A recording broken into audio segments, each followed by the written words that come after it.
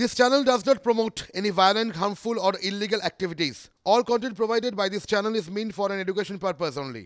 আমরা দেখেছি গতকাল অধীর রঞ্জন চৌধুরীর জেলা অর্থাৎ মুর্শিদাবাদ, সেখানে ঘাসফুল ফোটানোর জন্য আলাদা করে স্ট্র্যাটেজি বেঁধে দিয়েছেন তৃণমূল সুপ্রিমো।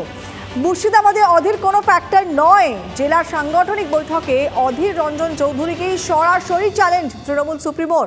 বহরমপুরের প্রার্থী দেওয়ার ইঙ্গিত দিয়েছেন তৃণমূল নেত্রী।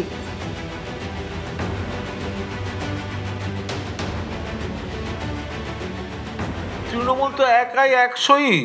জোট ধর্ম মেনে জোটের প্রতি সম্মান দেখিয়ে তৃণমূল কংগ্রেস বরদাস্ত করছে এই জোট আলোচনাটা। এখন সেটা যদি অবাস্তব কোনো দরাদরিতে গিয়ে দাঁড়ায় তো তৃণমূল কংগ্রেস তো বসে বসে দেখবে না। বাস্তব জমির উপর দাঁড়িয়ে, গ্রাউন্ড রিয়েলিটির উপর দাঁড়িয়ে যদি কোনো আলোচনা হয়, মমতা বন্দ্যোপাধ্যায় সঠিক সময় বিষয়ে সিদ্ধান্ত নেবেন। বাংলাতে কংগ্রেসের অস্তিত্ব যে প্রশ্নের মুখে, সে কথা স্মরণ করিয়ে দিয়েছেন বিজেপি রাজ্য সভাপতি। শিলিগুড়িতে মেগা বৈঠক বা যাই করুক না কেন, বাংলার কংগ্রেস আর উঠছে না। মালদা মুর্শিদাবাদে সীমাবদ্ধ হয়ে গেছে। এবার মনে হচ্ছে ওই হারাধনের 10টি ছেলে ছিল, এখন একটি একটি করে এটাও মনে শেষ দেউলটিও নিববে বলে মনে হচ্ছে কংগ্রেসের। আর এবারে শিলিগুড়ির দলের কর্মী সভা থেকে একলা চলো বার্তা দিলেন অধীর চৌধুরীও। আমি লড়ে জিতেছি, আমি হারিয়ে বড় হয়েছি। আমার কাছে লড়াইটা শেষ কথা। আমি কাউকে পরোয়া করি না, কাউকে পরোয়া করে রাজনীতি করি না। একবার না 1000বার বলেছি, আবার বললাম। আর যা করি আমি কাজ করে দেখিয়ে দিয়েছি। আমি জানি আমাকে লড়তে হবে, লড়ে আমাকে বড় হতে হবে, লড়ে আমাকে জিততে হবে। আমি লড়ে জিতেছি, তৃণমূলকে বিজেপিকে হারিয়ে লড়ে জিতেছি। 100 বার লড়তে প্রস্তুত। কংগ্রেস সব কিছু পারে। সবার বক্তব্য আপনাদের শোনালাম।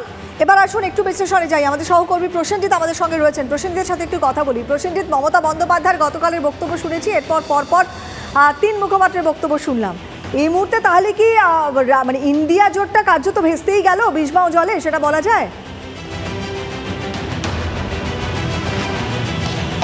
রাজনীতির বিশ্লেষকরা তাই বলছেন, কারণ এমনটাই হওয়ার ছিল। কারণ এই জোট যে আলোচনা, সেই আলোচনা শুরুর পর থেকেই কিন্তু আমরা রাজ্য রাজনীতিতে যখন দেখেছি, বারংবার প্রদেশ কংগ্রেস নেতারা তৃণমূলকে আক্রমণ করেছেন। এবং গতকাল মমতা বন্দ্যোপাধ্যায় বলার পরও কিন্তু আজকে দিনভর কোথাও এই রাজ্যের কংগ্রেস নেতারা 1 ইঞ্চি সুর নরম করেননি। শিলিগুড়িতে বারংবার জিজ্ঞাসা করা হয়েছে, মুখ্যমন্ত্রী মমতা বন্দ্যোপাধ্যায় বলছেন 42টা আসলে তৃণমূল লড়বে, তাহলে কি কোথাও জোট হচ্ছে না? অধীর চৌধুরীরা তার প্রত্যুত্তরে কিন্তু কখনোই বলতে চেষ্টা করেননি বা বলতে চাননি যে তারা জোটে আগ্রহী। বরং অধীররা পাল্টা বলেছেন যে কংগ্রেস এ রাজ্যে একাই লড়েছে, একাই লড়ছে। এর আগে তৃণমূল এবং বিজেপিকে হারিয়ে অধীর চৌধুরী নিজে জিতেছেন এবং আগামী দিনেও এই লড়াই চলবে। এ রাজ্যে এই লড়াই করতে হয় বলে তিনি জানেন। অর্থাৎ অধীর চৌধুরীরা এ রাজ্যে কিন্তু হাবে ভাবে বুঝিয়ে দিচ্ছেন তৃণমূলের সঙ্গে জোট নয়। এবং রাজ্য রাজনীতির বাধ্যবাধকতা থেকেই কিন্তু তৃণমূলের থেকে ক্রমশ এ রাজ্যে দূরে সরছে কংগ্রেসের নেতারা। এখন যেটা দেখার, এই তৃণমূল যদি কংগ্রেসের থেকে দূরে সরে যায় এবং তৃণমূল এবং কংগ্রেসের জোট না হয়, সেক্ষেত্রে বামেদের সঙ্গে কংগ্রেসের জোটটা হয় কিনা। একদমই, কারণ বরাবরই অধীর চৌধুরী বামেদের প্রতি যে একটু বেশি দুর্বল নমনীয় মনোভাব দেখেছেন জোটের ক্ষেত্রে, সেটা তো সর্বজনবিদিত। নজর থাকবে আমাদের, চোখ রাখবো পরের খবরে। নিয়োগ দুর্নীতি থেকে গরু কয়লা পাচারে নাম জড়িয়েছে তৃণমূলের একের পর এক নেতা। শাসক দলের নেতাদের বিরুদ্ধে অন্যের জমি দখলেরও অভিযোগ ওঠে আকছাড়। তবে এবার আর অন্যের জমি নয়, একেবারে সরাসরি সরকারি জমি হাতিয়ে নেওয়ার অভিযোগ তৃণমূল নেতার বিরুদ্ধে। ঘটনা শোরগোল পড়ে গিয়েছে বাগদিয়ার বাগজোলা পঞ্চায়েতে।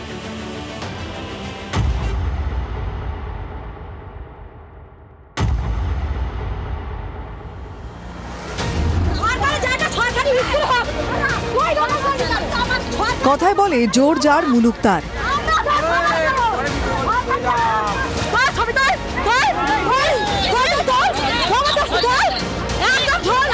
গায়ের জোরে তৃণমূল নেতা সরকারি জমি দখল করেছেন বলে অভিযোগ উঠেছে উত্তর 24 পরগনার বাদুরিয়ার বাগজোলা গ্রাম পঞ্চায়েতে। এই জমি নিয়ে অতীতে গোলমালও হয়েছে। তার জেরে 144 ধারা জারি করেছিল পুলিশ। কিন্তু সেই নির্দেশকেও বুড়ো আঙুল দেখিয়ে শাসক দলের পঞ্চায়েত সমিতির সদস্যের স্বামী জমি দখল করে বেআইনি নির্মাণ করেছেন বলে গ্রামবাসীদের অভিযোগ। ঘটনাকে কেন্দ্র করে রীতিমতো উত্তেজনা এলাকায়। তৃণমূল নেতা চিরঞ্জিত কাহারের লোকদের সঙ্গে বচসা বাঁধে স্থানীয় বাসিন্দাদের। পঞ্চায়েতে অভিযোগ করেছি, প্রধানের কাছে অ্যাপ্লিকেশনও করেছে, কোনো কাজ হয়নি। এবং ও কোর্ট থেকে 144 করে এসেছে যে আমার জমির সামনের পজিশন দখল করছে। পুলিশ এসে প্রথমে বন্ধ করেছিল, তারপরে আর কোনো রেসপন্স করছে না। হ্যাঁ, কিন্তু ও পার্টির ক্ষমতা দেখাচ্ছে এবং পার্টি বলছে আমি 5 বছর ক্ষমতায় আছি, আমাকে কেউ কিছু করতে পারবে না, এই ধরনের হুমকি দিচ্ছে। ফাঁসানোর চেষ্টা চলছে, সবই ষড়যন্ত্র, অভিযোগ তৃণমূল নেতা চিরঞ্জিত কাহারের। না, এরকম ধরনের কোনো রকমই ঘটনা ঘটেনি। যা হচ্ছে রাজনৈতিক স্বার্থ চরিতার্থ কিছু লোক করার জন্য, আমাকে বদনাম করার জন্য, এই উদ্দেশ্য নিয়েও কিছু বিরোধী লোকের সঙ্গ কুচক্রান্তে আমাকে ফাঁসানোর চেষ্টা হচ্ছে। জমির পরিমাণ প্রায় 10 কাঠা। অভিযোগ রাজনৈতিক প্রভাব খাটিয়ে এই জমি জবরদখল করেছেন চিরঞ্জিত কাহার। ঘটনায় তৃণমূল নেতার বিরুদ্ধে সুর চড়ালো বিজেপি। চিরণ কাহার ওই পাড়ার প্রত্যেকটা মানুষের কাছে শোনা গেল এবং বিগত দিনের যারা মেম্বার ছিল তাদের কাছ থেকে শোনা গেল যে ওরা জোর করে ওই জায়গাটা একমাত্র চিরণ কাহার এবং বাগজোড়া পঞ্চায়েতের প্রধানের নেতৃত্বে ওখানে জোর করে দখল করে ঘর তোলা হচ্ছে। আমরা চরম বিরোধিতা করছি। ওই জমিতে কোনো সমস্যা নেই, তৃণমূল নেতার পাশেই দাঁড়িয়েছেন তৃণমূল অঞ্চল সভাপতি। এটা আমরা যতটুকু জানি, এটা ওই জমিতে কোনো ইনজেকশন জারি হয়নি এবং ওই পাশের জমিতে যেখানে ওর মা দীর্ঘদিন যাবৎ বসবাস করত, সেই জমিটা বাড়িটা ভেঙে যাওয়ার কারণে পুনরায় সে নির্মাণ করছে। অতএব যে জমিতেও ঘর করছে ওই জমিতে কোনো ডিসপুট নেই। গ্রামবাসীরা চান ওই জমিতে একটা অঙ্গনবাড়ি স্কুল হোক, গ্রামের ছেলেমেয়েরা কাছের স্কুলে পড়াশোনা করুক। তাদের কথা কি কানে যাচ্ছে পঞ্চায়েতের? Bureau report, TV9 Bangla.